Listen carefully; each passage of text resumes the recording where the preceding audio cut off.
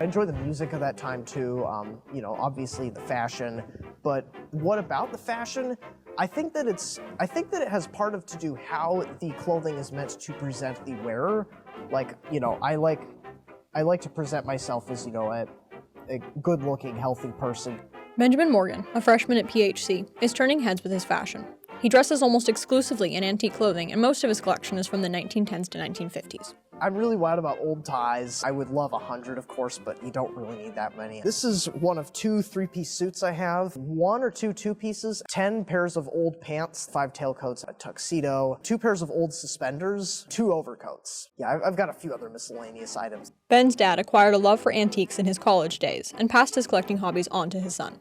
He's the reason that I'm into a lot of these things, and he's been an influence on my life, both how I think about the world, you know, politically, religiously, but also as it pertains to, you know, finances and collecting. So I kind of grew up with antiques, and for that reason, I kind of have had a fondness. I can't really explain why, but I just have a fondness for like older things.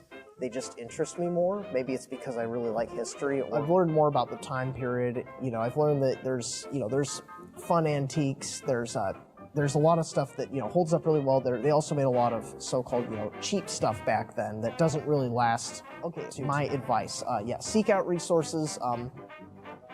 Yeah, you definitely want to become knowledgeable, but also, you know, even though antiques are old and rare, that doesn't necessarily mean you can't find them. You just have to know where to look, and you have to have the resources. And oftentimes, it doesn't take too much effort. So the first way is the tags. Sometimes, actually, a lot of old clothing will have tags on them. I guess I'll.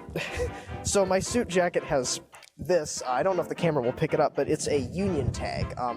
By about the 1920s or 30s, nearly 90% of all clothing manufacturers in the United States were unionized. So the Union tags would change every, like, you know, 5 to 10 years. So this one dates this 3-piece suit from 1939 to 1948. That was when the tag was produced and used on the suit.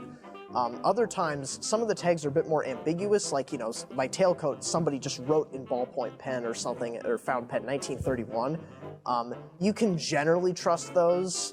The second thing, of course, is the wear or the age of the garment, which is, that one's usually, it's less reliable because sometimes garments will be preserved really well. And then the third one is, hold on, just stylistic differences. Like, for example, double-breasted suit. Today, the lapels are not nearly as far out as that.